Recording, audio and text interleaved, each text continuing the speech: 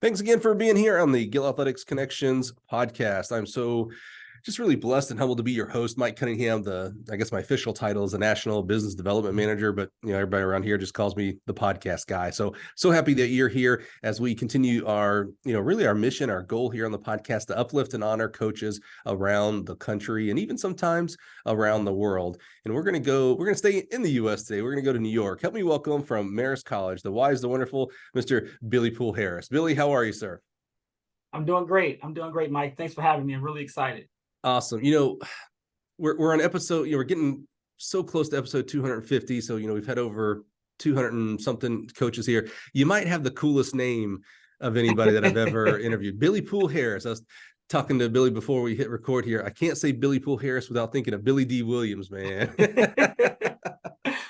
Oh my goodness. Yeah. It was a simple name for my mom. Very simple for us. So I love it, man.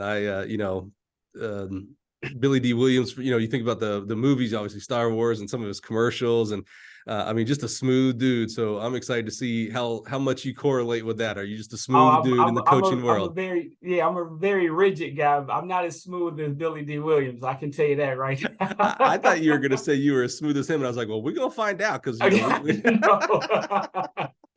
Oh man. I love it. Well, Billy, thanks for joining us here today. It's interesting with the podcast here. We do 52 episodes a year. So every Monday, as you faithful listeners out there, so happy for you and so grateful for you. We get 52 coaches a year.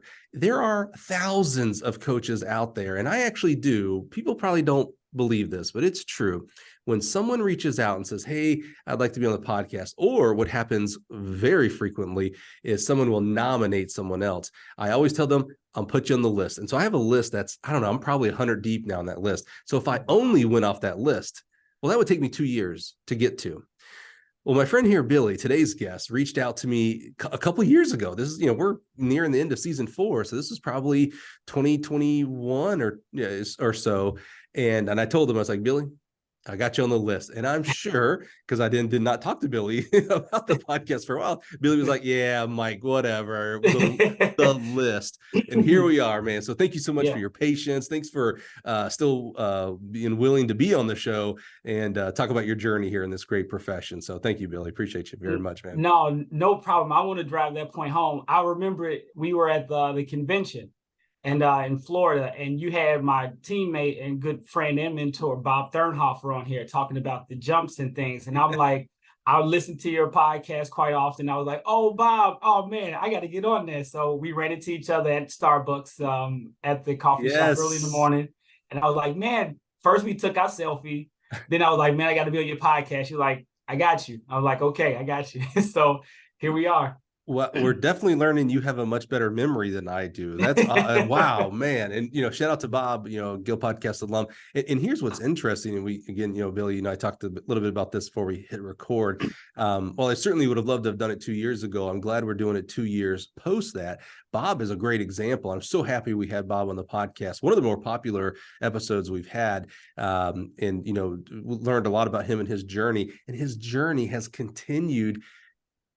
Really, like unbelievably, I don't want to say skyrocket. I pretty much say it was because he was on the podcast. That's a joke. But we had him at Loyola, and then when he was at Loyola, and then he goes to New Mexico and does an amazing job, and now he's at Louisville about to do an amazing job. So super interesting to hear your entire journey and what's happened over these 2 years since we talked about, and then I'll actually making it happen. So, Billy, let's get started here. What's your origin story when you think about track and field and specifically coaching and therefore the coaches that poured into you? Somewhere along the way, assuming that you were an athlete, coaching had to go from something that was done to you, Billy, go run this, lift that, etc., to an inkling of an idea of like, well, wait a minute, maybe that actually could be my career. I could be a coach. Where does track and field coaches begin for you?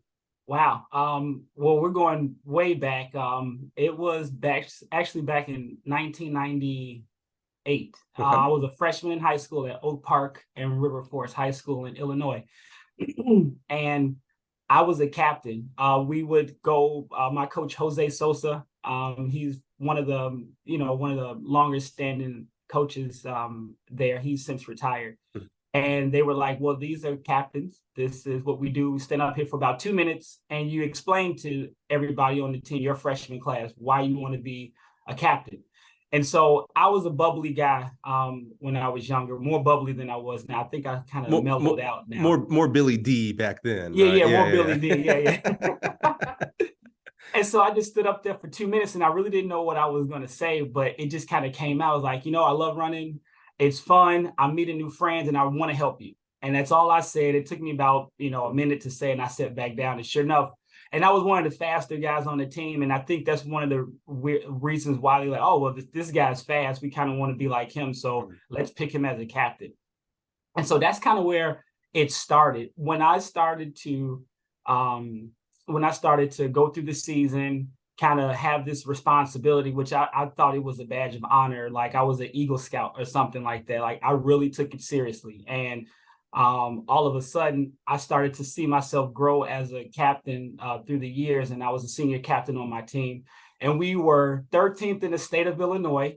We dethroned York High School, Elmhurst. They had 28 consecutive conference titles in our senior year. We dethroned them for that 1 year. And then I was like, wow, that's pretty cool. However, they came back the next 3 weeks and they were not stopping. They were like, you can have this blurb in the Matrix, but we got you. So they went on and they got fourth that year. That was a down year for them. They got fourth. We got 22nd. Wasn't that good, but just going through those 4 years of experiences and having a deep relationships with my teammates and kind of being the leader of my high school, I was like, I can't get rid of this. Like, this is great. It's very similar to Shaq. Like the reason why he's a DJ is because he couldn't get over that feeling from Game 7 when he won the World Series. I was kind of the same thing. I was like, I need to do this more. And as I learned, I was able to help people. And that's what it all comes down to, is just kind of helping people when I was in high school. The most important part of that thing that you said is never poke the bear that was Joe Newton. Yeah. As I sit here now, again, 250 plus interviews, there are certain people that I'm like, oh man, I messed up with this podcast. I should have started it 5 years earlier.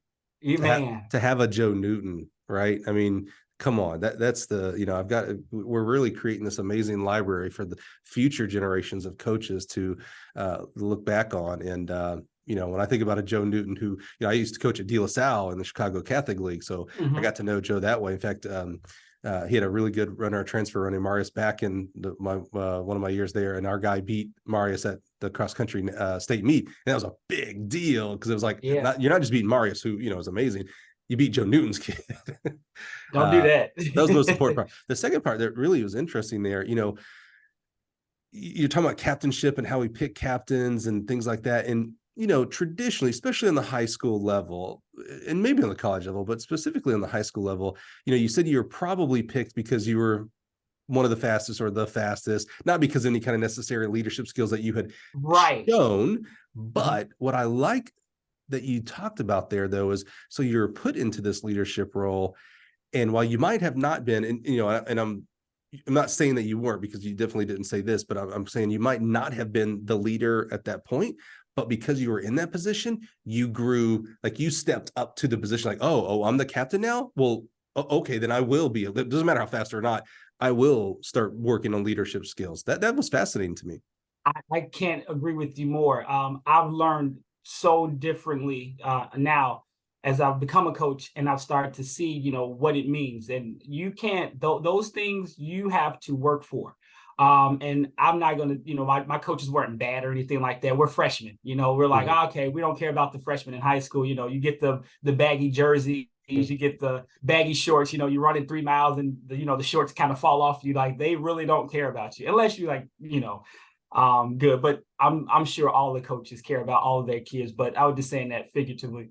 But yeah, it was, I didn't know any better. I was like, holy goodness, I have to do a good job. Like, how did this happen? So yeah, now you start to grow and you through my coaching career, and then you see kids that start to buy people off. I had a kid one time on my high school team when I was at Whitney Young, and he was like, hey guys, my name, is such and such. I want to be captain. And if you pick me, I'll give you, gift cards to Starbucks. No.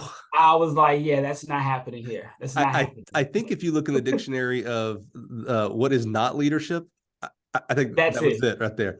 Absolutely. But before we keep going on, because I know you've had, we're going to talk about some amazing stops and places you've been to coaching. I'm still curious about this captainship, because, it was my words here, it was a given captainship, meaning it was because you're the fast guy, not necessarily because you're leader, but you grew into this role. What I'm curious about, as you continue to grow into this leadership role and become a leader, a true captain by definition on the track, did you notice, now that you can, we have perspective now, we can look back and see things a little more clearly than when we were in the moment as a 17-year-old kid, right? Mm-hmm. Did you see the type of leadership that you were growing into and started to exhibit to others on the track? Did you see it transfer to the classroom as well, or was that different? See, that was different. I was all consuming in cross country and track. I would say I was just at average. And if I had a bad day, I was below average as a student. And then we went from there. But after my high school tenure, I went to college, thankfully, and it changed drastically. I was like, whoa, I know what I need to do now. So I was a late bloomer, I would say, academically and athletically. But yeah, no, that captainship changed me for, to who I am at this point in time. So I'm still blooming in my academic side, so you're still light years ahead of me. Yeah. Last question, and we'll start moving towards the college side here. Do you have an example, or can you think of an incident or a time where, as you're growing in this captainship, not only as freshman year but all the way through senior year, an interaction with coach? Right, you talked about coach and how much that he worked with you in the team and things, and now retired. But was there, like, how did he utilize captainship for his team? Yeah, he was more hands off. He was the X and O guys. We're going out here, we're running repeat, whatever's, and we're moving forward. Anything socially, anything, as far as like any strifles on the team, that's your job to handle. Okay. And I would consult with him often on, how to go through and guide through this particular situation. And one memory comes to mind. It was when we got beat by York. Shortly thereafter, we were so frustrated. We get home. I think we were in Oswego when they had. I mean, Illinois. The landscape of Illinois running has changed so much, especially since the 90s. But we were way out in Oswego for a sectional meet, and when we came back, we obviously didn't do as well as we wanted to, and I was upset. We get off the bus, everybody goes home. I go home, and I just could not shake this. I couldn't shake this irritant, which was we lost. So I jogged back to school, and he was there because I just wanted to kind of like run and get it out of my system. And he was there, and I'm like, what are we doing? Like, we need to get better. Like, how do we get better? What have we done? And he looked at me, he's like, why are you here at night? I'm like, because I'm mad. I'm upset. We have to, get this done. And we're at a senior, I'm at a senior at this point. So, we're at the end of the season. Everything has gone right. And we just could not get over that hump. And so that's where I was kind of curious about that. And I was a little passionate back then when it came to asking that question. So he was like, you're a true leader, Billy. Go home and go to bed. We'll figure it out tomorrow. I'm like, no, we got to figure it out now. So he's like, no, go home. So I went home, slept on it. And then, we just started to come up with different plans. Obviously, it didn't work out in our favor, but just the curiosity of why we're not doing what we need to do came up. That's what he kept talking to me years later about how he really enjoyed me being the captain and leader on that, because we grew. And I was just inquisitive. I'm still a lifelong learner, and it kind of started during that time. Do you see the wiseness in his counsel of go home and sleep? When we make decisions, or when we're trying to figure out plans and making decisions, emotions can sometimes cloud us. And you can certainly be forgiven as an 18-year-old with emotions. Of course, we're 40-something-year-olds now, and we certainly have our emotions. But I like that counsel of like, hey, I love that. I love your passion. Go home and go to sleep, and tomorrow let's rationally sit down and talk about it and create a plan. I like that counsel from Coach. Yeah. Yeah, no, that's, man, he was one of my father figures. So yeah, definitely. I love that. So as you're in your senior year and you start thinking about next and going to college and running and what we're going to become, are we going to become an accountant? Are we going to become a teacher? What were you thinking at this moment as you were looking towards college as far as a career? Yeah. So we go back to that academic blossoming.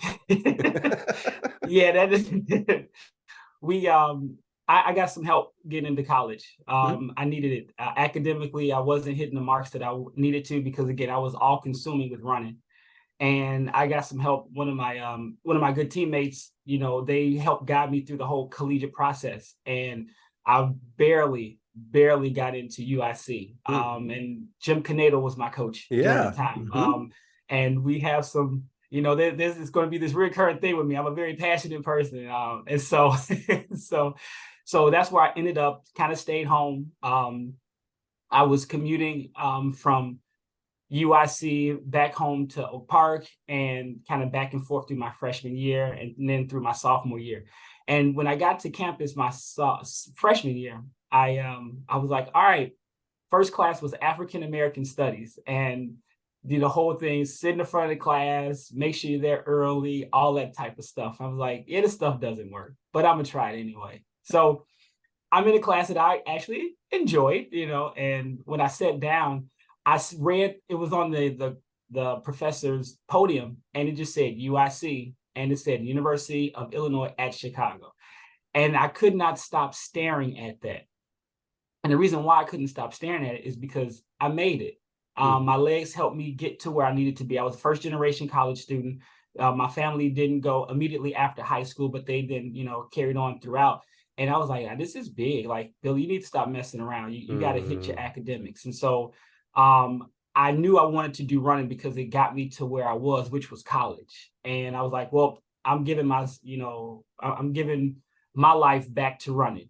People forged a way for me to get to this point, so I can't do anything but to give back. So I made that decision well when I signed those application letters and, admittance letters and, things like that. So I couldn't do anything less but give back. Sounds like you feel like if you weren't running and had some talent that you might not have gone on to college. Yeah, I probably wouldn't have went to college if I did not have my legs. Yeah. And That's my support staff. right. Yeah. That's another great lesson to our coaches that are out there, specifically on the high school side there. I'll never stop beating the drum of what high school coaches do for young people, 14 to 18 years old, across America. And, 99% of them aren't going to go on to college. They're going to go on to become moms and dads and business owners and going to college to run track. But, and so, to hear that story of like, man, there were probably times in your high school career where you thought you should quit or contemplated quitting, or a coach came by and said, hey, I know you had a tough race or a tough practice, or this has been a tough week or month for you even. Hey, you're getting better. Just stay at it. Sometimes we just need that adult figure, that coach, to believe in them, because sometimes it's hard, especially as young people, to believe in ourselves. So to have that and to be able to go into college and be one of the first in your family. And I can see that, you painted a great picture there. I can see you sitting in the front and seeing that UIC sign and be like, oh, okay, hold on. This is serious. Like, this is real. Yeah. Yeah. This is real. Yeah. The alternative probably isn't very pretty. So I better buckle up here. Yeah, definitely. Yeah. The alternative in my family, there was no other option. This was commit and move forward. That's essentially what it was. And you mentioned Jim Canado. I hesitate. I can't not say he's also a podcast alum. He's also been here on the podcast. A great author too, by the way. Oh, I'm second not, book now. Yeah, I'm not a distance guy, but I read his first one. It sucked me in, man. It was really well written. He does a great job. So check out Jim Canado's books as well. So you're sitting there and the seriousness of being at USC and being at a, post-secondary, being at a college hits you. Is that when you were like, oh, okay, I'm going to be a coach. I'm going to do something in this running world? Yeah, that was it. And I was in Coach Canado's office during my freshman year, and he had a picture in the back, in his office. And obviously he was with some Asian Pacific women in this picture. I'm just like, how'd you get there? Because he had on USA garb. And I was like, how'd you get there? he was like, oh, I just went to the convention, because he coached the international team for USA track and field. And I was like, wow, I want to do that. And so, I just kind of was like, I want to be a coach, and just, again, my journey to get to his office and to the institution at UIC, it was like, I have to do this. And I kind of say it jokingly with all the guy athletes that I coach. I was like, men like to do things that they do very well. And so if you go and, your significant other says, hey, you took out the garbage great that day. And you're like walking back like, yeah, I took out the garbage. And then you try to do it the next day, 40-mile-an-hour winds, and you still try to take it out, the very specifically how you did the first day. It's kind of funny. So yeah, I was okay and really good at running. So I just kept doing it. We're very simple people. I'm kind of glad my wife does not listen to the podcast, because she hears that, she's gonna be like, all right, I know what to do. Yeah, she's gonna. I'll start like, man, she's giving me a lot of compliments lately. What's going on around here? She wants you to do it over and over again. Yes, exactly. Yes, she does. I hear that a lot. Yes, sir. So you're with Jim Knadel. You're studying now. Just because you go to college doesn't mean things automatically turn around and you become this, well studied, know how to, exams and things like that. Probably maybe grew into it, obviously. But what was your experience like through your years at UIC? And you're doing something very hard. You're juggling academics and the athletic side. That's not easy. How did that journey go for you with Jim leading you as the coach there? Well, yeah, it was awesome. The first semester, my GPA was high. It was a 3 point something, just well higher than what it was. It started with a 3. It started with a 3. I was like, all right. It was all A's and a couple B's.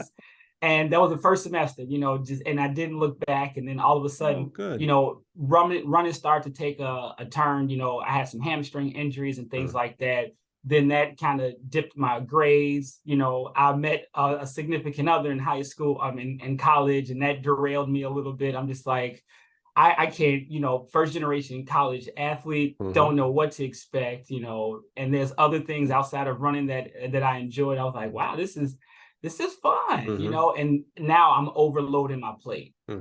And so now bad things start to happen. Billy, if you don't get your stuff together, then you won't continue on. I'm just like, oh, okay, all right, cool, I got it, makes sense. And so it just didn't happen for me. And I'm commuting back and forth from home because I stayed close to home. And again, it was just me. No one could tell me how to move through this journey as a first year college student and running, and on a Division I level, because Division I is designated for UIC. So I was in a brand new element, didn't know. So sophomore year, turned in my gear, and I took a year off. So wow, is that right? Yeah. What I mean, normally a story that's going to be on this podcast would end right there, meaning you're not here, you're not coach, you took a year off of running, like running's done, like you don't become a coach. Exactly. Yeah, see ya. Yep, see you later. I go off and do other great things probably. Yeah. How did you come back, and what did you learn over that year without track in your life? Oh man, it was rough. I started coaching, actually. Coaching. Okay. So Proviso East, Johnny Jenkins, he was one of the first guys that I reached out to. Turned out with relatives in the area, so that was kind of fun. So I had a family member pick me up and help me get to what I enjoyed. I was a good runner. Everybody knew it. It kind of in the area, and then now all of a sudden, I'm working a waitress job. I'm running because I want to run in the marathon in the 2002 Olympics. So I'm like, all right, I'm training for the trials. Yeah, that didn't work out too well. Putting in 70, 80 miles a week before super shoes back in the 90s, and then waitressing on your feet all day. And yeah, it was rough. So I went to Proviso East High School. So that's my first high school job, a coaching job, to supplement income while I was, kind of in this weird space, You're still taking classes though, right? No, not taking Oh, classes. okay. So you Yeah. dropped out in the sense. Okay. I Yeah. thought you meant you See you just later. stopped running. Yeah. Yeah, okay. I continue running, but dropped out of school. Yeah. But not running for UIC because you dropped out of school. Not running Got for it. USC. Okay. Yeah. All right. Keep going. Yeah. Yep. Yeah. And then so then after that, I started to coach a little bit. I would start to meet people in the community, other coaches in the Maywood area, on the western Mm-hmm. suburbs. And then one of the coaches at Proviso East, her name is Peggy Whitlow. She was like, Billy, we need some help at our school. I'm like, oh, I help.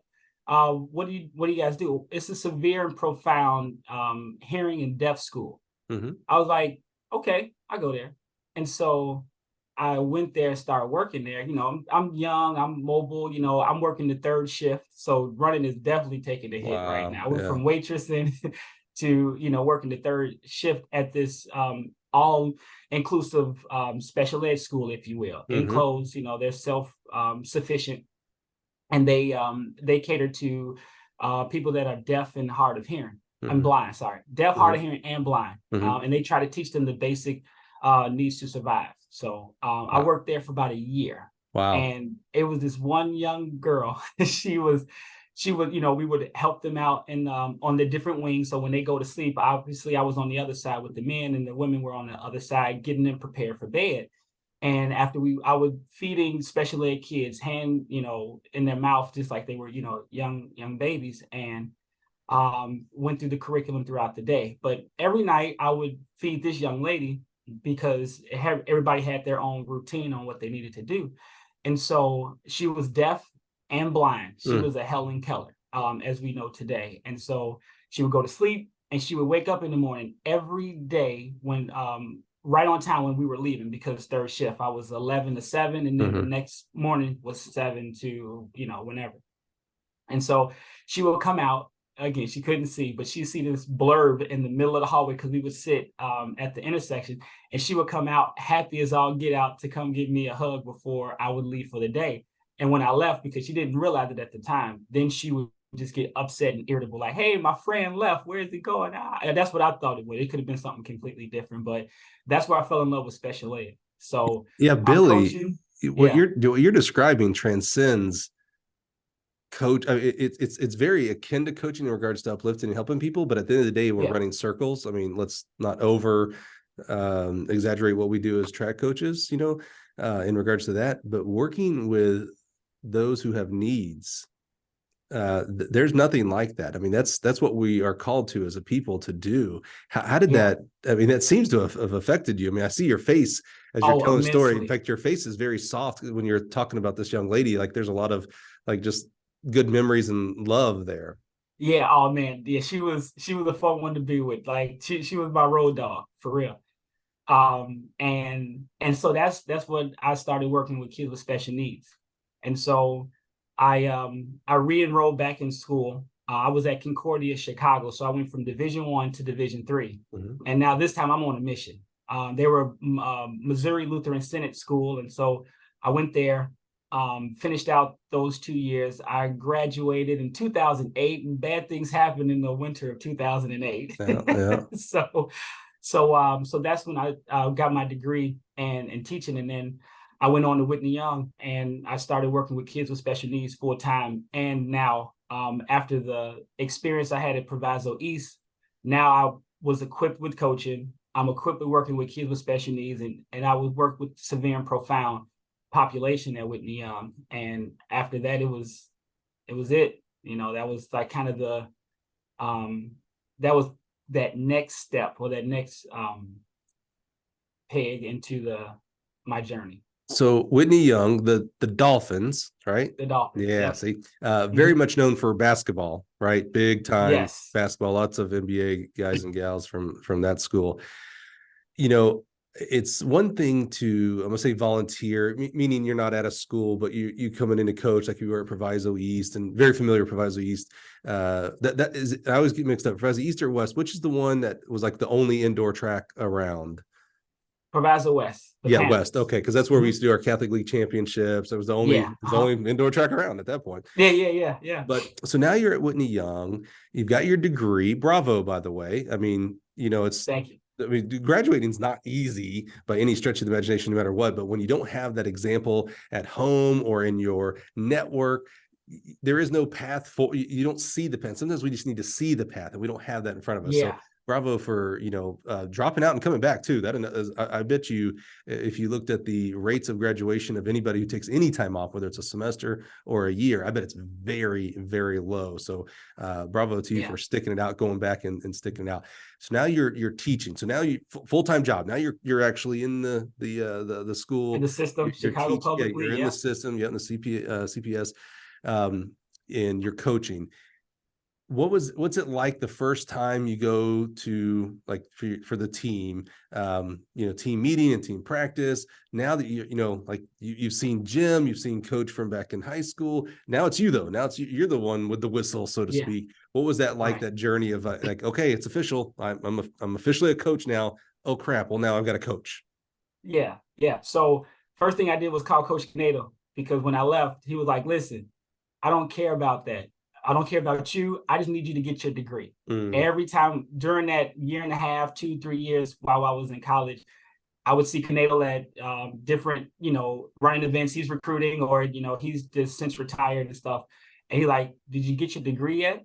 I'm like, no, not yet, but I'm working on it. So he stayed on me after, and a lot of college coaches, especially Division I, there's a thing called an APR.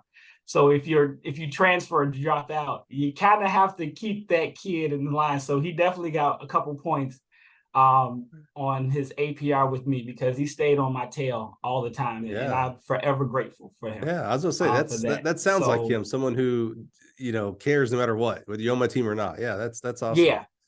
Yeah, and that definitely stayed with me on. Cool. I tell that to kids now when they're struggling. Hey, I don't care about you. Get your degree. And every time I see them afterwards, I give them a call. Did you get your degree yet? Say like, no, I'm working on it, Coach. I'm working on it. But yeah, so I get to Whitney Young, and I got an outfit, and I'm just like, oh, okay, here we go. And it was a little nerve-wracking again, So yeah, I thought I knew everything. I'm like, all right, I'm reading some books, kind of know what's going on here, and I just started coaching. I just went into it full throttle. I threw caution to the wind, and I was just like, all right, now it's time to build some men. So is Whitney Young all boys school? Boys and girls, but boys I and coach girls. Primarily boys. Yeah. Oh, okay. Yeah. All right. I couldn't remember. I thought it was both, but I couldn't remember. So how long were we there, and how did that go for you? I was there for about 10 years. Wow, is that right? Yeah. I left in 2018. We did some cool stuff there. We were the only Chicago Public League school to win a sectional championship against a York, a Hinsdale, Maine South. Tom Brady, he runs for Michigan still to this day. He was a sophomore, and he was just outstanding. So we were the only team to win a sectional championship. Jones College Prep, Andrew Adelman, we were the two schools that was going back and forth, because he then, I believe, since moved to Downers Grove South. I want to say a North. I'm not sure which one it was, but we were heavy rivalries during that time. But I coached the only city kid to go sub-9 in the 2 mile. He went 4:03 as well. Wow. So yeah, we did some things. We won multiple city championships during that time at Whitney Young, and we didn't have a track. We didn't have anywhere to run, so we ran on the concrete outside the building, because Chicago is saturated with people, and I would say obstacles like taxi cabs and trains and trucks and stuff. So we just kind of stayed around the building, and we did our workouts there. We went on our runs down into the city near the Sears Tower. I will never call it the Willis Tower. No, that's right. So yeah, we had some fun there, definitely, for those 10 years. Let's dig into that a little bit, because that is probably more common than we think. And I know we think about it if we're in the Chicago. So when I was there, this has been back in 96, 97 seasons. And I was in the Catholic League, and I always remember. So like Dunbar High School was just down the road from us, and I'd see the athletes and things, and I'd be like, man, Chicago Public League was just not strong. and it was all, and I don't know who the coaches were necessarily back then, and it's not a diss on them, but I do know the coaches that were in the Catholic League, Ed Adams, and many other people, like I'm drawing blanks on, but amazing Yeah. coaches. Yeah. And it was always like, man, if they could ever turn things around in the Chicago Public League, like they've got the athletes, like it can be really, Yeah. really good. Hmm. But what you're describing there, I love that you first of all, you coached a sub 9.2 miler. Holy cow. 403 miler. I know that seems like in today's world, it's like, oh, well, you didn't get a sub 4. What's wrong with you? Yeah. Right. But 403, that's really good. What you described there about not having a track, being very cement locked, right? You got a lot of asphalt. You don't have necessarily a lot of parks and stuff like that. Yeah. How did you talk about that? And, we don't talk X's and O's, so don't get into the Yeah. weeds there. But, there are plenty of coaches that are in Atlanta right now, and Dallas, and New York City that are listening that are like, man, I want to have a good distance program, but we just can't get in the vans and drive 20 miles out of the way every day to do this. So how did you, kind of big picture, how did you get that done with that young man and probably many other young men? I'm not talking X and O's. It's coaching is part science and part art. And boy, was I creative. It was absolutely, I mean, as long as you know how to work the energy systems, specifically for endurance, then you can play with it. Everybody, is talking about mile repeats this, or quarter, repeats this, reading the book once a runner. We're going to do 6,400s.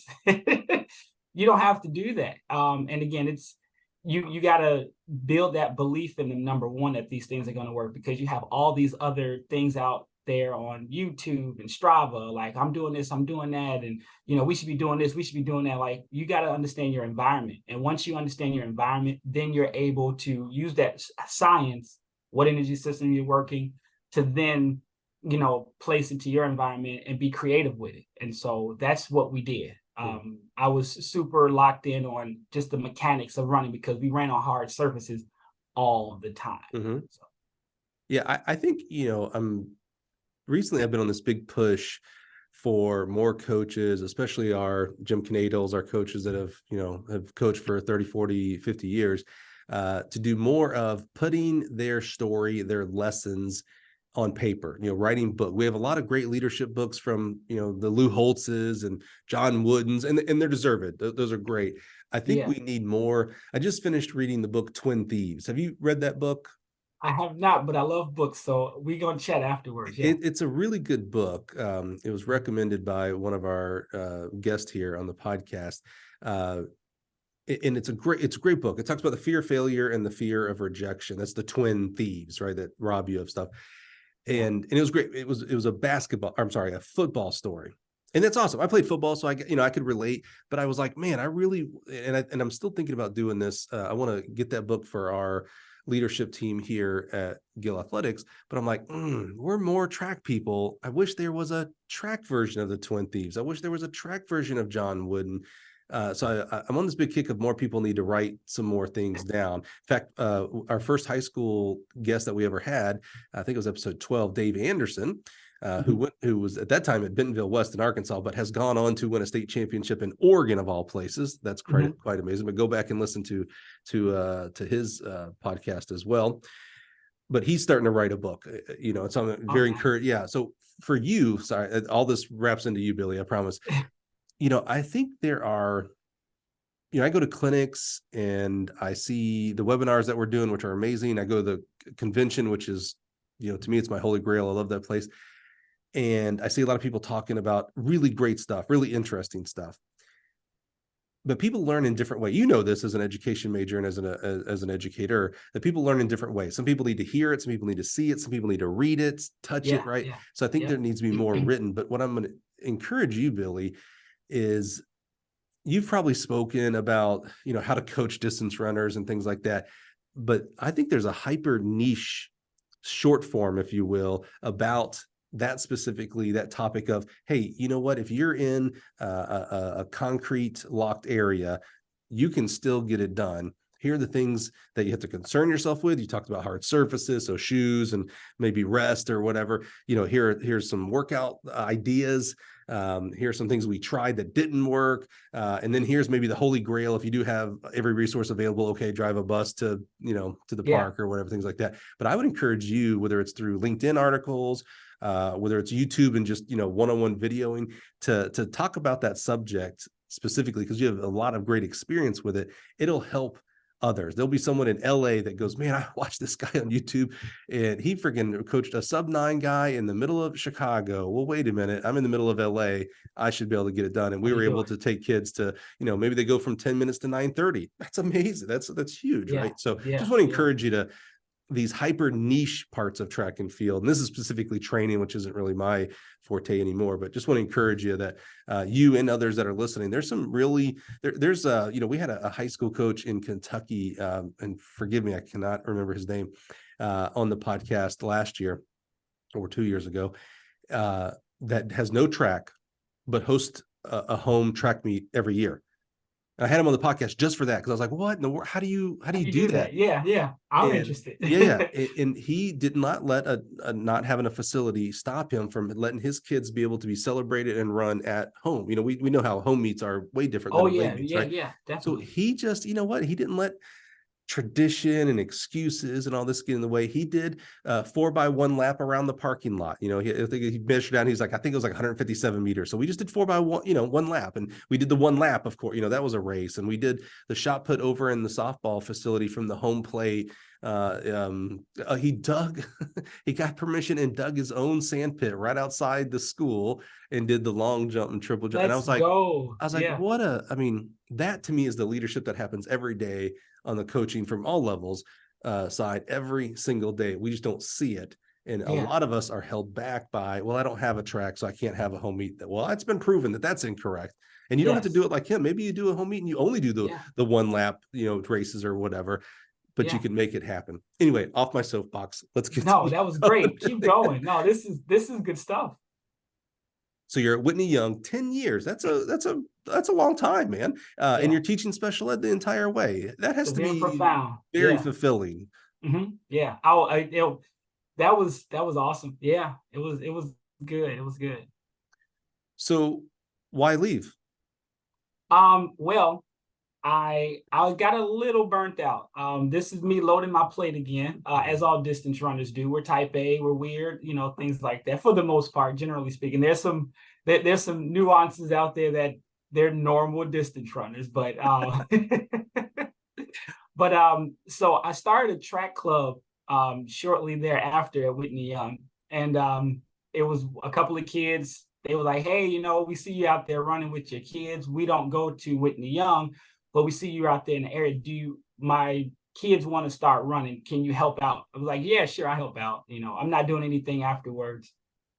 So then I didn't realize what I was getting myself into, because these kids, they knew how to market themselves and what they were doing on social media. I didn't know this. So then the next year, there were about 13 kids that came out, their friends, because I was coaching them. Again, we were creative, and they got a good workout in. They felt confident. I was a 6-foot version of Kevin Hart, so we would have a lot of jokes and things like that during our time at practice. And then 13 kids came out the next year, and then after that, 34 kids came out the third year, and then after that, it was 117 kids, and we didn't market anything in Chicago. So we founded the Windy City Hammers Track Club. That was so it's still going on now. There's about I think last year was about 215 kids that signed up, because I gave it up. I was like, I'm getting up at 6 o'clock in the morning. I'm doing special ed. I'm coaching a high school team that was very high powered. Kids going to Notre Dame, Stanford, Duke, MIT, Carnegie Mellon, Williams. Like they were next level type athletes, and it was fun for me, being around that and being in those intense situations. And then after that high school practice, I get to work with the little kids, and it was so much fun, watching them like, wow, I never knew I could do this stuff. So I'm watching like all of the human development of track. You had kids that played soccer, you had kids that played basketball, and they came to track, and that's where parents, start to overload their kids with stuff. So I learned how to just make it fun. You got to have fun. You can't be stressed out. And I jumped into the minds of parents and why they're motivated to have their kids do so many things at such a young age. And they obviously live vicariously through their kids. They think that their genes and their heredity is going to pass through to their kids, which some of them do, some of them don't. We see that happen. And so I definitely learned a lot from just working with young kids from 8 to 14, because then I had the high school kids, kind of knew how their minds worked. And then I was like, all right, I'm tired. And then Chicago Public Schools, the structure for sports was inadequate. And so we would go on strike a lot. And, once we go on strike, kids couldn't compete. And there was one specific strike that happened that really, moved me the wrong way, where it was right in October, late October, that's cross country championship postseason. And most of the kids could not run their conference meet, their regional meet, and more importantly, their sectional meet to get to the Illinois State meet. And so one young lady, she went out and she did a blitz. I'm not sure what it's called, but it's this. It was like she went on Meet the Press, CNN, Fox News all Sunday morning, but it was more on the Chicago media outlets where she was like, we need to change this. This needs to happen. They filed an injunction with the judge. And at the 11th hour, none of these athletes ran at the sectional championship. Therefore, they were barred from going to the state meet. But since that injunction was filed, they passed sectionals and went on to the state meet. And they didn't find this out until like 8 o'clock at night. So at 8 o'clock at night, this announcement comes out via press release. And so all of these kids are hopping into a van, driving down to the state meet. And they were like, so Dick Pond Athletics, they had a Chicago version of that state meet at, I think, on Lakefront. Oh, cool. And it was right around Loyola University. And they ran that meet, and then the next day they were like, oh, we can go down to state. So all of this stuff was happening to these young kids. And I'm just like, we can't be doing this anymore. We can't put ourselves in a position to, I would say, for lack of a better word, disenfranchise our kids that work so hard. And then all of a sudden you don't want to have them express themselves athletically. So two topics there. Let's start with you, and then we'll talk about what you just talked about there about the, the muck that specifically with CPS schools. I have a friend of my wife's husband is a teacher at Lane, and I hear it all the time. In fact, he was a member or big, officer in the union. So, very involved. But start with you first. We had recently a guest from UW Parkside, Carly Failer, and she said something that I, never thought about. We hear about people talk about 110%, right? And you earlier, you talked about, I was all in. When I'm all in, I'm on running. I was all in on running, right? So we talk about that 110% thing. And I've never heard it discussed the way she did on the other side. It's like, well, if you're going to be 100 or 110%, whatever number you want to make up there, if you're going to be all in on something, well, that means other places are going to have to suffer. That could be, when we think about our athletes, social life, maybe our grades, maybe, academics suffers, maybe our family, maybe other extracurricular activities. What I wonder from you, Billy, when you're talking about coaching, you're coaching a high school team, you're working with a very special segment of students in special education. It's not enough for you. So you decide to start a track club that grows to 3 figures. That's a lot of kids. What do you think? I won't ask you to represent the entire coaching body, but for you, when you think about you and coaching, what is it about track that we tend to just like, we're a little bit masochist. I think that's the right word, or I just said a bad word and I'm going to get in trouble. I'm not that smart. I was wondering, like, oh, is that the right word? Junkie. We kind of thrive on I get up at 4 a.m. for my morning long run, and then I work in the office until noon, and then I coach from 12 until 6, and then I'm back in the office from 6 until 10 recruiting. What is it about? Again, I won't ask you to represent the coaches of all. I'll ask you for you. What is it about you that you were like, you know what? I'm not busy enough. I'm going to go start a track club. I can't put a finger on it. I'm not sure. I think I'm going to say, for me, when I went for my 10-mile runs, my 12, 13-mile runs, there was, once I built to that particular distance, I'm like, I still got the rest. I can use 2 hours to go run, which not a lot of Americans can do, right? And then I can go and still have a full day. And so it's like, that's, you get to a point where you've done all this stuff and it doesn't, it's not, what's the word I'm looking for? It's not a stimulus anymore. We're always looking for a stimulus, right? Oh, Body's at homeostasis. that's You need interesting. a stimulus to kind of grow. And it's like, all right, I can do this because we're specialties. We know how to, especially with me, when it came to working at Whitney Young and working in the concrete jungle, as we would like to call it.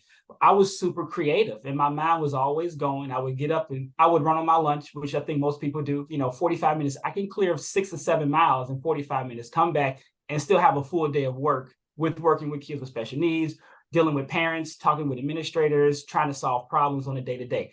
And we were consumed with that. And it's like, okay, I'm gonna go, watch, Golden Girls in the afternoon when I go home, It's like, and so we needed more stimulus. So we just continue to do more, and certain people are wired that way. Now it can get to a dangerous tipping point for sure, where you're just like, oh my God, I can't. And that's where you have to have the discipline to pull back and be like, hey, and that's what I did at, And 2018. It's like, I need to take a step back. And that's the hard part. Mm-hmm. How can we help people see before they get to that part? I just see it with track, and I see it with track coaches more because I'm involved with track coaches on a 24/7 basis, right? But Yeah. I wonder, like for you, like I think, okay, Billy, instead of starting that track club, and this is something I've learned, and again, this is why I really enjoy these conversations here on the podcast. I continue to learn and see different perspectives. I like the way you put of like, oh, we're human bodies, so we like stimulus. Most of us prefer some type of stimulus. So okay, if I'm already running and working, it's like, all right, well, I did that for a couple of years. I need more. I need overload, right? The principle of overload. Okay, I need more, so I can get stronger and whatever. But why did for a guy like you, why would you have chosen a track club, which, not poo-pooing on track clubs, by the way, like we need them and need more of them and need great people involved in them. It helps our young people in this sport. Why didn't you go volunteer at your local library? Why didn't you, and maybe you did, and we don't necessarily need to get into it, but a relationship? Why didn't you, go more into faith? Why, there's a lot of other things that you could have had for stimulus. Yeah. And you chose more track. Well, let's go 2 things. Let's go back to, I was told I was doing something very well, so I kept doing it. Number 1. Number 2, there was an absolute need for a track club in the city of Chicago. Going back to, Okay. You said it, Dunbar. I'll agree with that. Okay. There was also a need in your part of Chicago for help at the library. There was also a need for someone to work the soup kitchen. Yes. You know what I'm saying? So combine those two, I'm with you. But when you only say like there was a need for a track club, I agree, because there's a need for track club everywhere. Right.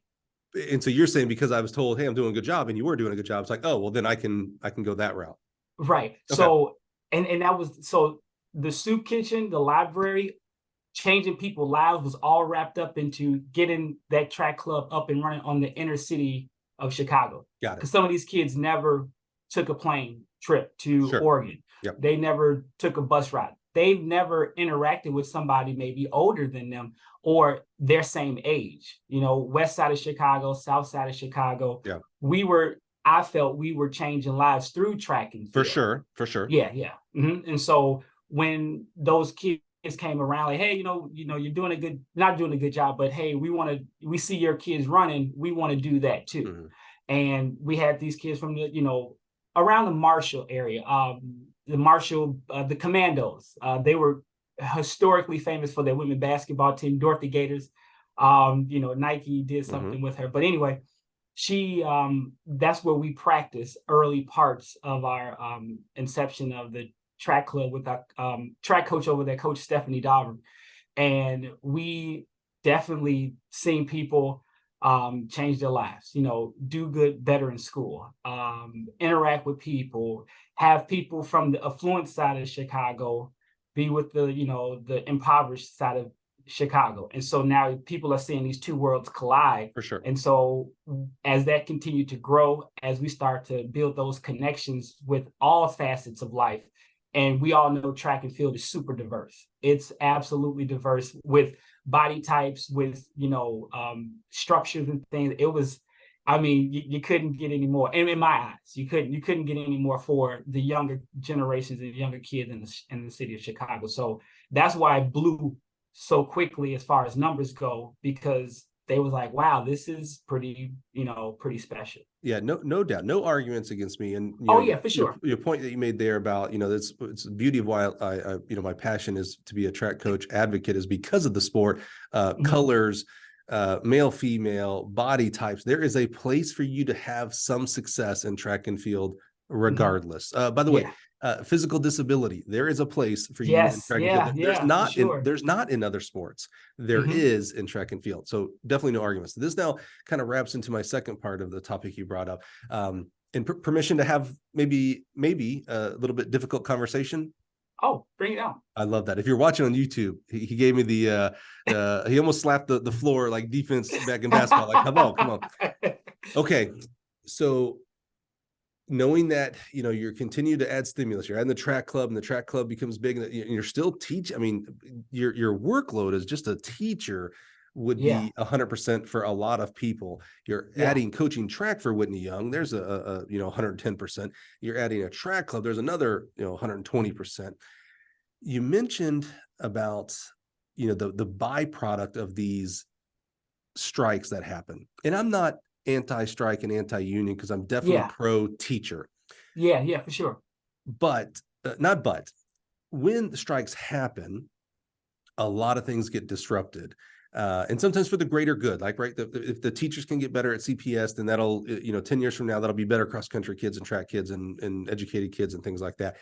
But while it's happening, there are byproducts. There are kids who, their dream was to make it to the state meet and they don't get to go and things like that. Right. You mentioned at this point, and no judgment here, of getting burnt out and being very, maybe these are my words, disenfranchised with the system. It's like, man, is this what it's going to be at CPS every year? Because it's happened quite often. And so you decide to leave. My question, maybe the difficult conversation here, and again, you can look back at it now instead of being in the moment. It's always different when you're in the moment. Oh, yeah, for sure. Now you're looking back. Do you believe that maybe a guy like you could have had a greater impact staying in the muck than leaving? I think I would have had a greater impact staying, for sure. However, my mental health and all these other things, they will start to deteriorate. Great point. And so when you have a system that's set up like that, you want to make sure the system or the foundation. System is the equivalent to a foundation. You want to make sure that foundation, that system, is supported. And so when you talk about lack of resources, when you talk about lack of, things, right now in the nation, there's a shortage of bus drivers. And so how these kids going to get to where they need to get? The system is fracturing a little bit. And because there's not enough resources to go around. For whatever, there's a multitude of layers and reasons why these things are happening the way they are right now. And so for me, being a young man in the inner city of Chicago, and just give, that's what track coaches do. More most than I want to say other coaches in the world. They all give. Right. Right. And again, biased opinion. We're biased. I was going to say we're biased. Yeah. We're biased. But we're giving, and then you're not replenishing your cup. It's like, all right, okay, I got to step. Yeah. That's exactly. Go back to the first part of that conversation. That is my point. I think you just made my point. Okay. Instead of like, are you a Marvel guy? Do you watch all the Marvel? Oh yeah. Yeah, me too. 24 movies now, I believe. Yeah. I've watched them all. We watched them all in order at one point too. Oh, nice. So I like this theory of the multiverse, right? Like a different branch of Billy Poole-Harris's life. Like I think about, like, what if Billy didn't start the track club? Obviously, there's some bad things that happen because you don't start the track club. You Right. change people's lives. So maybe those lives don't get changed, or maybe they get changed somewhere Yeah. else, right? But instead of starting the track club, you get maybe more involved in the teachers and teachers union, and you make a change inside of CPS for teachers, which affects not just track kids, all student athletes, and you're not burnout because you're not running the track club. But you know what I'm saying? That's my point of like, for sure. I sometimes wonder with our track coaches on all levels, college, high school, etc., clubs, if I know we're doing it out of the best intentions of our heart. There's no, I 100% believe that. There's nothing in me that believes anybody's doing this to make money, et cetera, et cetera. You should be making money, though. I'm not anti-money. You 100% listen to me, track coaches. I'm tired of the martyrism of, well, I don't do it for the money. I do it for the kids. Yeah. That's great and all, but you need a house payment, and you need to take care of your family. You need to take care of your charities and passions. So stop saying it. It's a martyr statement. Stop saying it. But I know you don't get into it. It's like, oh, I'm gonna make a lot of money off these kids. It's like, no, I'm gonna help these kids. And yes, I hope to make profit because I need to reinvest into the club, and I need to invest into my house payment, et cetera, things like this, right? I just wonder, instead of spreading ourselves so thin for the greater good, I get it, if there's not other areas, and you made an excellent point, the mental health of ourselves, the mental health of our coaches, would we be better served? We got to take care of ourselves to take care of others. We have to be selfish to be selfless. But that's my concern with coaches. Your story, I hate to tell you this, it's not unique in that aspect. I wish it was. I wish you were the only one who had spread themselves so thin that you're like, man, I'm probably at a breaking point, and if I don't step away, bad things are going to happen, not good things for me and others as well. Definitely. No, that's it in a nutshell. And I think we as coaches, as mentors, as someone that we're young people, on the collegiate level and, 8 years old, when they see us as they like to imitate. So they imitate our movements, they imitate our sounds, our vocabulary, things like that. And they also are going to be, we're in that position to where we can say, hey, I've done this before, what you're going through, and let's try to steer you in a different direction. You said that earlier. How would you have done it differently if I would have had a mentor, or if I would have moved in that direction? Like, Billy, I've done this before, and you're walking down the same path that I've done. You're doing great things. However, you are you're setting yourself up to have a setback. So you have two options. You can go and do it this way and continue on with your doing, or you can try to change it, which is hardest, easier said than done. Sure. You can go this direction, and you can try to create this space and a new where you can salvage what you're going through or what's going on with you, and then, be able to help those athletes for sure.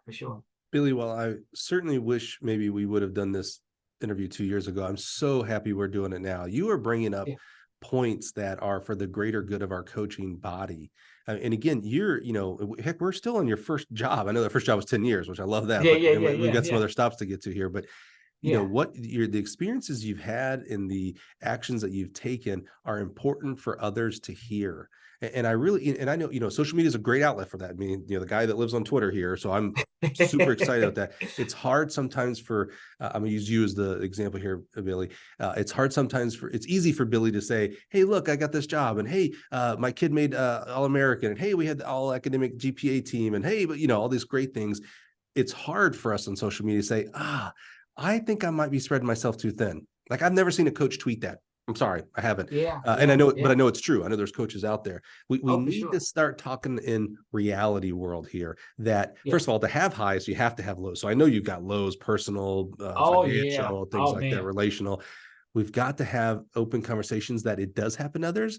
If someone sees, again, just using you as an example here, Billy, someone sees Billy and says, man, Billy's got the best life in the world. Every job's the best job. He's so successful. What's wrong with me? I can't, I'm struggling with a relationship, but Billy's doing it. So I got to be, and it's like, oh, wait, you don't understand. Billy actually struggles too.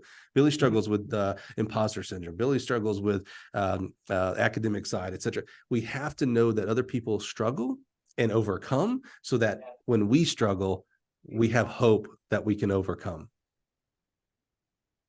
You got me on my soapbox all episode on this one.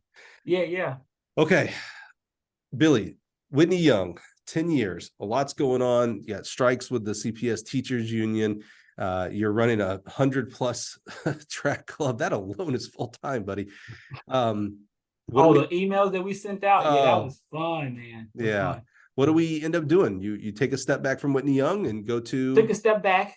What happened? We started getting really good as far as the team. I sent a first, one of my guys, he was a 2-time All-American, and he went to go represent the United States for the U20 cross country championship in Edinburgh, United Kingdom. And I was like, wow, this is fun, And so a lot of track coaches, we go to these big meets and we realize real quickly, like, I can do that. This is nothing different, or you meet a Noah Lau, or you meet a Sha'Carri Richardson, you meet, Armando Duplantis or something like that. You're like, they walk and talk the same ways, or, you start to see them and they are saying some things, maybe with his training or maybe how they set up their training or what have you. And they affirm everything that you've been doing. And it's like, I'm going to do it. That feels good. Yeah, it feels great, right? And so now all of a sudden, I'm like, all right, I like this. I'm gonna take a step to the next level. I've always wanted to be a collegiate coach, and so I left Whitney Young and I went to go volunteer at colleges in the area to start the college career. Mm-hmm. I think I can say this. I think I am, that's not very definitive here. I think I'm very anti-volunteer coaching, again, because I want our coaches to get paid. That's what I really, that's the heart of when I say that. How did volunteering go, and how did you turn that experience into an actual full-time or part-time paid position? Yeah, so hindsight is 20/20 and 50/50. Oh, I've never heard that second part. Okay. Yeah. So, I the picture is completely clear. I totally could have did it this way, or I totally could have done it that way. So, it was a great time. At my first stop, Northern Illinois, met some great coaches, great athletes. Start to see things on a Division I level. They definitely feed you. So I love me some food. So I did that for 1 semester. And then I went on to Indiana State after Northern for that small stint. So I only volunteered for 1 semester, which was great. They went to Texas actually at the national championship. I think that baton right there is a Gil baton that you give coaches at the national championship. So I went there, met with some people and things like that. And then Indiana State was my next stop shortly thereafter. Stayed there for 3 years, had some great athletes there. And it's kind of weird, going into a brand new system, trying to understand it, especially having the inexperiences that I had as a high school coach. Going to the collegiate realm is totally different. Yeah. And then COVID was one of those years. Does everyone remember where they were at March 10th is the question, right? March 10th. We're watching Utah Jazz and Dallas Mavericks, and we're like, uh-oh, the whole world is coming to an end right now. So we went through that, and then afterwards, it's like I can do this. I can head up my own program, and so that's when I moved out here to New York area to start on a Division III level at Bard College, and then after that, boom, I get a call from Marist College that they're looking to fill the position, and I applied for it, and I started here in August. And what level is Marist? Marist is Division I. Division I. So you're at Indiana State, good friends, Jeff and Angela Martin. They do an amazing job. I'm always, and proceeded with, John Nichols, John, and the double Johns, right? The double Johns, yeah. Great people, and awesome coaches, but even better people. And I'm always impressed with like the Indiana States, the University of Northern Iowas, the teams that it seems like a slam, but it's not, but yet it is, overachieve, right? They're mid-majors, and it's like, well, you're not LSU, you're not, Oregon or whatever, but they always have, first of all, fantastic teams on the conference level. And then many athletes every year typically will qualify to the national meet. Indiana State's your first full-time college gig, if you will. Yeah, part-time. Yeah. What are the, Yeah. I like busting myths. And one of the myths that I talk about quite often is high school coaches can't coach on the college level. When a college coach goes to look to hire someone, well, you can't bring a high school coach in because they don't know how to A and B and C and D. And the crazy part, again, after I've interviewed 250 some odd coaches, I'm always amazed at how many started out as high school coaches. So I'm like, well, wait a minute. Like Chris Johnson, the new head coach of University of Arkansas women's track and field, started out as a high school level. And it's like, wait a minute. You're going to tell me, so should he not have been hired because he was a, air quotes here, high school coach? Bull. Yeah. So, but what were some of the harder transitions? What did you have to get used to? Like, oh, okay, well, we don't do it like this on the high school level. I better adjust. Yeah. So first and foremost, I got 100 on my recruiting test.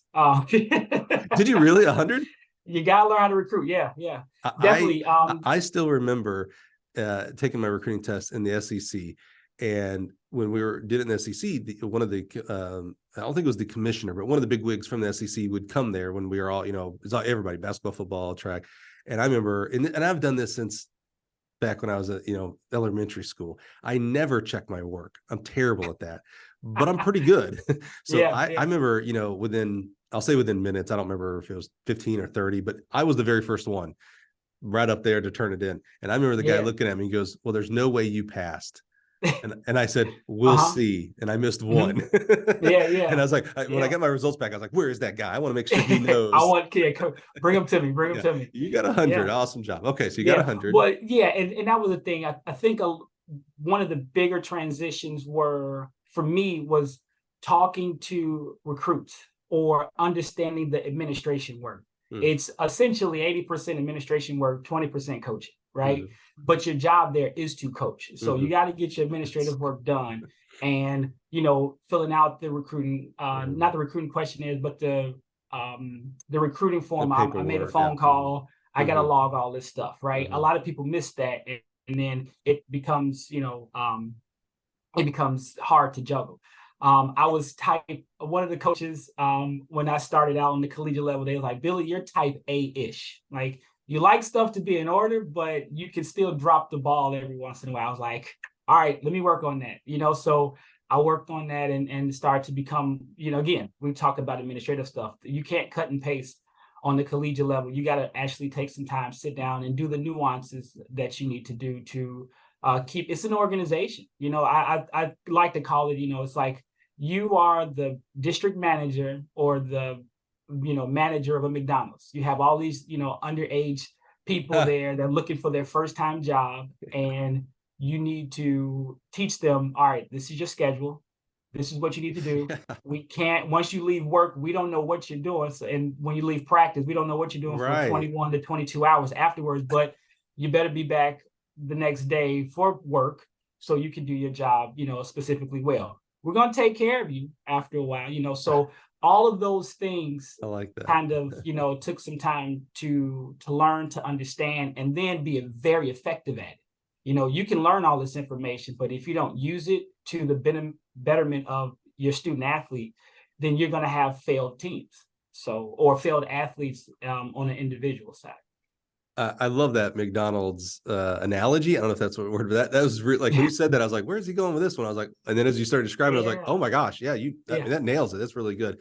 Yeah. So take it to the flip side then, and this is maybe the more important side. And this is for college coaches to listen to when you have an opening here, to consider high school coaches for those openings. What did you find?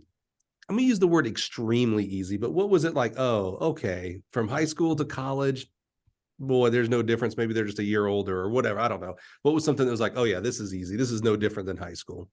For distance runners specifically, the mechanics. When you are in high school, just the way the body moves, and maybe it's just, the way I see it, but you're not doing anything differently. If you train some successful high school athletes that went on to, college and ran, it is, and you learn the mechanics, right? Like a skip or butt kicks or, jumping, skipping, even jump roping. If you know how to do those things on the high school level, because you kind of have to, so those athletes can go off. Right. When I got to the collegiate level, I was like, they're not doing anything different. I was nervous. I was at Indiana State. I can tell you the story. I was super nervous. They're like, all right, Billy, you got the men's team. I was like, I do. Oh, okay. All right, cool. And so they were like really hands off. They're not a micromanaging type of situation. This is what you need to do. This is how you need to get it done. And we'll have a conversation every week on how you're doing things. And so first day of practice, I'm sitting here like, okay, we're about to do this warm up, and I wrote everything down on what they needed to do. And they started to, I'm like, I'm looking around at all the other coaches, like, I hope they're not looking at what we're doing. And it was just a basic drill, right? Because you were concerned that they'd be I like, was what is concerned that Billy I'm on doing? a collegiate level. He's doing the These elementary drills, stuff. yeah, exactly. And so I remember, we went through a basic, warm-up routine with all your, your typical drills. And this one young man, he went same arm, same leg when he skipped. And I'm just like, stop, time out. And I'm like, okay, they need this, so I just jumped right in. I was like, all right. So I started to teach him, how to do A skip and B skip. And B skip is probably one of the more difficult ones to teach distance runners, because they do the rockets. They just kind of flick their legs out. So that was, once I got through that and I got over myself, and I just started coaching them again. Everything was fine. I mean, warm-up routine was normal. How you structure a track meet, normal. It was just super chill as far as the time schedule. We were on time. In high school, we could be easily an hour behind schedule at the start of the meet. But in college, you're on time. And that's because people are traveling from long places or maybe taking flights, and they book their flight immediately after the meet. So if you have a meet that's running long, those kids, coaches could miss their flights back home and things like that. So no, I learned an awful lot, and it wasn't really different. It really wasn't. So. Well, I know there's a lot going on the college side, recruiting, maybe you're hosting a home meet or a championship meet, travel plans, things like that, that are certainly maybe a little different from high school. Now, trust me, high school coaches are doing travel plans to the state meet. They're doing overnights, things like that. Yeah, they're recruiting their hallways, trust me. Absolutely. Yep. But to your point there, the coaching is the coaching. If you're interested in a high school coach because they've produced really good, improved athletes, well, that's going to continue on the next level at college. Absolutely, yeah. If you're concerned that they can't recruit, first of all, they do recruit. But if you're interested enough in that person because of, it's not just coaching. Usually there's some kind of attraction, like, oh, I could see myself working with him or her, right? Well, okay, that's the same vibe they're going to give when they go to recruit. I mean, what you really have to teach is like, okay, I know as a teacher you've done paperwork, so here's our version of the paperwork. There's not. It's not this big difference between the two levels. There really isn't. No, yeah. Okay, Billy. So you go there from Division I, the Sycamores, and you go to Barr, which is a Division III. Which is there are some rules differences. Obviously, one of the bigger things is athletic scholarships, and training happens a little bit later, I think in the fall, if I remember correctly. How'd you do with the transition to the Division III level? It was the same.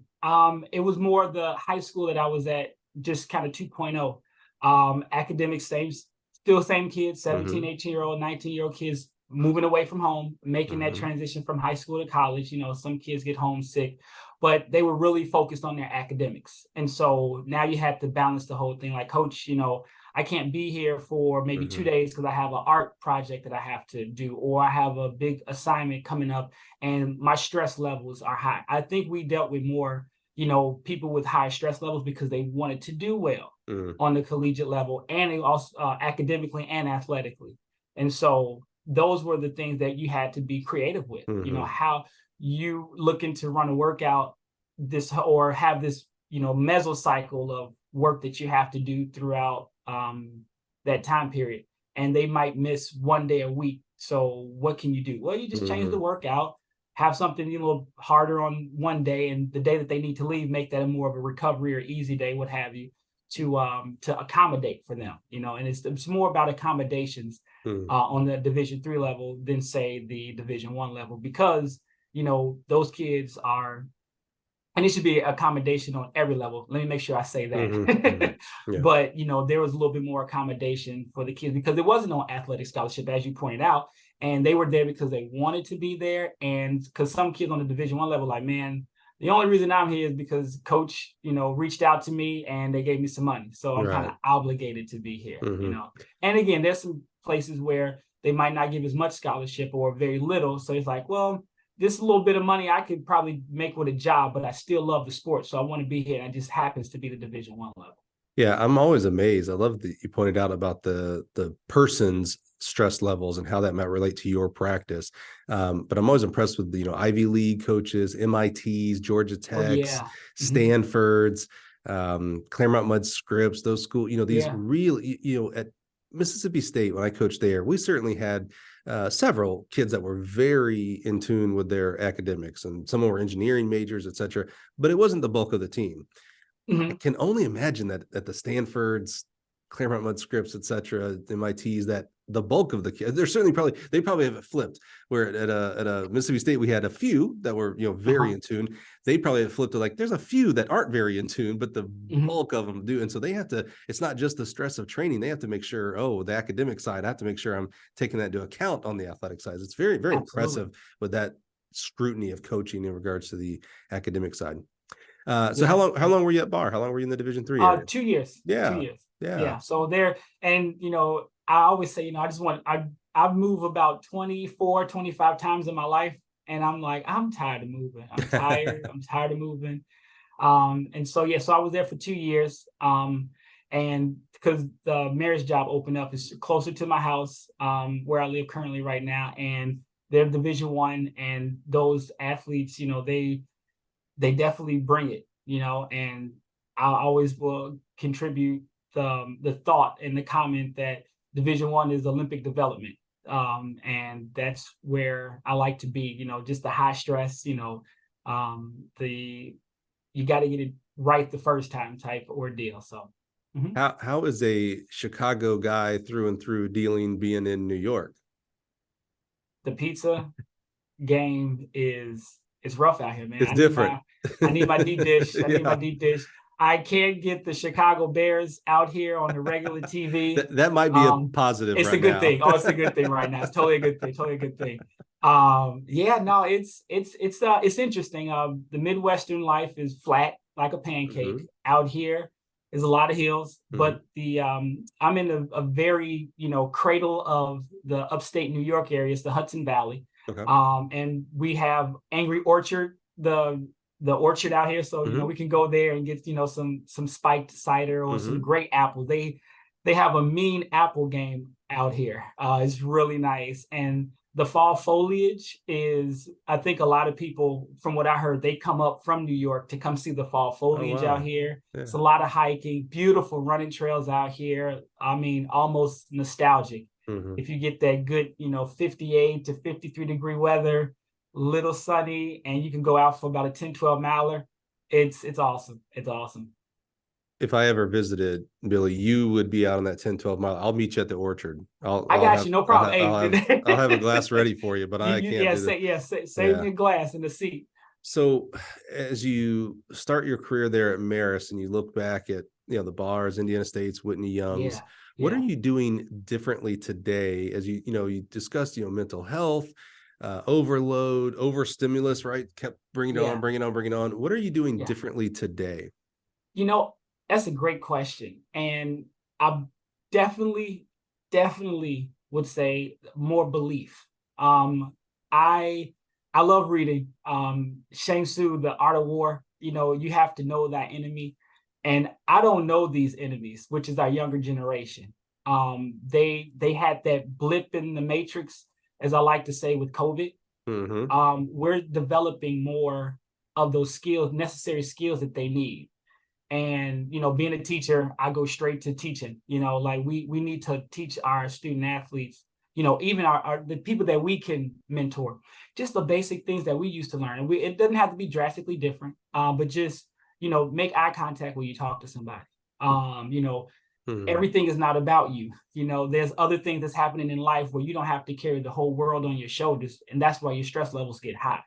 And I'm more in tune with their mental health. And I've started to approach coaching a little different. We have to build confidence within practice, because that's a skill that they want to do well. And if they do that skill well, then they're able to increase their confidence.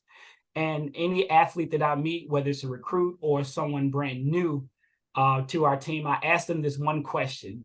If you stopped running today, you could not ever run again or play any sports, who would you be? And they struggle with that question. They struggle with that question a lot. I believe it came from the book Chop Wood, Carry Water by Joshua Metcalf. Love that book. And that was the question that resonated with me from that book. And you have to find out who you are as a person. And I think with social media, they don't know who they are because they're watching other people do things. Again, we go back to mimicking and imitating. They want to do all of these things at a high level. And I can remember a time where we want to be the best on the block. Like, we playing, flag football or street football on the block. Hey, here comes the car. Watch out, watch out, So we want to be the best amongst our friends.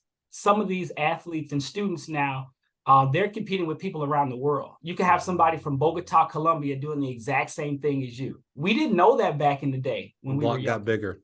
Right. The world got super bigger. And now you got to put yourself out there more. We're liking stuff, we're logging more things. And that's a lot of stress for our young athletes these days. And so if we can kind of, I don't want to say block them, but if we can kind of put some blinders on them as they go through these pivotal times in their life, high school, college, you can worry about that stuff in the real world, because there's, life coaches out there to help you out with the new transition in life from college to working.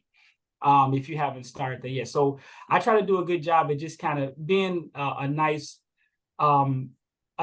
break from all of that in practice. We're still working hard. We're still doing hard things for sure. I'm an ultra competitor, just based on, my background. But, if we can have some fun in practice and not have it be super stressful, we're at a win. Billy, if you couldn't be a track coach, a sports coach, running, who would you be? I would play golf. No, just playing. No, honestly, I think for me, I would be a teacher. I love to cook as well. And I like philosophy. It's weird. I love to read books. I love space. So I'm a lifelong learner. So I could definitely, if I were to put up the stopwatch and the whistle, I would do those things for sure. You've overcome some really amazing blocks, hurdles, if you will. For first person in your family to go to college, that's a block. You don't have that example in front of you. Dropping out of school and coming back, overcoming seems to be a theme with your story. Overcoming, where you were at Whitney Young on year 10. How do you leverage your personal experience in coaching young people today? As you mentioned, they can compare themselves, and comparison is the thief of joy, right? So they can compare themselves to everybody all the time, 24 hours a day, everywhere. There's someone better than you everywhere, and they're probably on social media telling you about it. So I can feel bad about myself no matter what. How do you leverage your experiences for these young people today? I get over myself. I'm just a regular person working hard. That's it. I don't need people, I have these, certifications and things like that. And I like to talk about them just so I can start the connection. Like, hey, I actually kind of know. I said, well, I think I know what I'm talking about. Somebody trusting you, like, hey, you passed the test. So, here's a cert. Enjoy, go and teach it. Right. But, I really don't put a lot of stock into, who I was or where I came from and things like that. I love to talk about it. Don't get me wrong. But when I'm trying to make a deep connection with a student athlete, or if I'm trying to usher them through a difficult time, it's not about me. It's not about anybody. We're all here trying to help each other out. And my mom always said, you will never go anywhere in life without help. So I'm just here trying to fill that gap. And I can sit outside on a nice sunny day at a track and help somebody. And that's a great place to be in an office, So that's how I leverage it. And when you can come to a person and you can connect with them and not having a superior position, and they feel like they're inferior, then you're able to bridge that gap. I like to use if I'm gonna use my hands, I like to use my hands a lot. I'm a very talkative person, but you have your superior and your inferior. And if you just kind of flip it this way, like I'm over here, I want to bring you with me. Yeah. So I just kind of break those walls down with jokes or with, some levity, and walk them through, what they need to solve their problems with. So You mentioned you like philosophy, and what you said with your mom there, but she knows this quote: if you want to go fast, go by yourself. If you want to go far, go with others. So that's when you said to your mom said that, I was like, oh, I bet mom knew that one. Yeah, she definitely. All right, last two questions here today, Billy. You already gave us kind of one. You talked about chop wood, carry water. You're a big book reader. I as well love to read. Give us a book recommendation. What's the latest book you read that you're like, oh man, you've got to get this cover to cover? So going back to the philosophy, I love Adlerian psychology. Yeah, I know it's kind of weird. Like I said, this is from is so weird. Yeah. What is it? Adlerian psychology. What is that? It's a frame of psychology. A lot of therapists and things like that used Adlerian psychology to help with therapy sessions and things like that. And so it's from, I'm gonna bring it up here on my phone, and the title is "Have the Courage to Be Disliked." And I think it's working. It's working. Where are we at here? It's by Ichiro Kashimi. This is a Japanese author that follows. He's a disciple of the Adlerian psychology model, and it just essentially says that most of the internal struggles that we have are from the way that we view ourselves with others. And so if you have the courage to be disliked, then it's kind of, it kind of sheds an extra weight off of you, and you can kind of see things in a different light. It's not all about you. It's, hey, if I was to say something critical to, let's say, Mike, I said something critical to you, and you take it a certain way, if you are in tune with yourself, if you understand, I know who I am as a person, I'll accept the criticism, but I won't flip out, or you're reaching out to try to be liked by a lot of other people. Like, I'm gonna go and run another person's race, or go out and do something that's uncharacteristic of you to gain that like. And that's what a lot of our kids are doing these days. They're doing things that they normally wouldn't do just to get those extra likes, in my opinion. And so this book kind of tempers that expectation and say, hey, it's okay to be disliked. It's okay to be within yourself. And you don't have to worry about what other people are saying if you can work with the internal struggles that you have. So. I hear fear of rejection in there, which was from Twin Thieves. I hear confidence, like if you can be confident in yourself, and there's a lot of responsibility to being confident in yourself and not worrying about what other people think, right? And what I mean by that is that means you better be learning, you better be lifelong learner. To your point, Billy, you better be always questioning yourself. Is this the right thing to do? Is this intact with my morals and my ethics? There's a lot of responsibility if you're going to be. I don't care about everybody else. You better be on point with yourself then. So all right, Billy, wrap us up today. You are starting here at Marist College out in New York. What's got you excited about this upcoming season and maybe the next 2, 3, 4 years? Oh man, the fall weather. I'm excited. The fall weather is beautiful. I like cold. New York winters are super milder than Chicago winters, especially in February. So excited about that. And just, being around a bunch of, energetic kids that are collegiate athletes, rather not kids, collegiate athletes that are looking to make the change as well. It's a big change for me. I love change.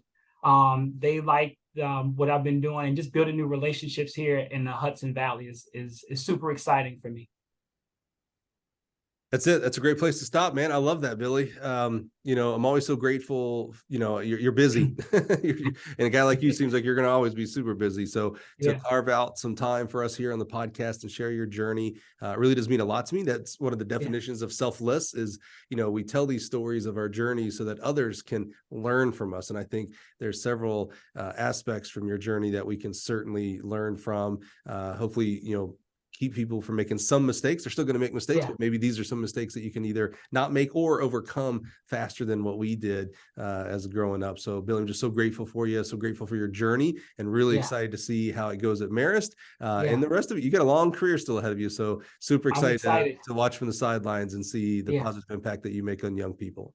Man, Mike, it's always a pleasure, especially inside of a podcast or at the convention. And just everything that you're doing is important. I think for not only um, the institution at Gill, but for coaches alike. And you reach so many people, and these lessons are definitely helping. So you're helping people supercharge their understanding on life, coaching, and other aspects of life. So thank you, man. I really appreciate it. I appreciate those good words, my friend. Thank you so Yeah. much. And I All right. appreciate you being here listening. Thanks again for being here as we continue to uplift and honor coaches around the country. I think there's a lot here from what Billy's journey is. I think we can learn a lot from here. So this might be one we have to start all over and listen to it again because there's a lot to unpack here. So thanks for being here. Join us next week as on the Gill Track and Field Connections podcast, where we continue to uplift and honor coaches around the world. Have a great week, everybody.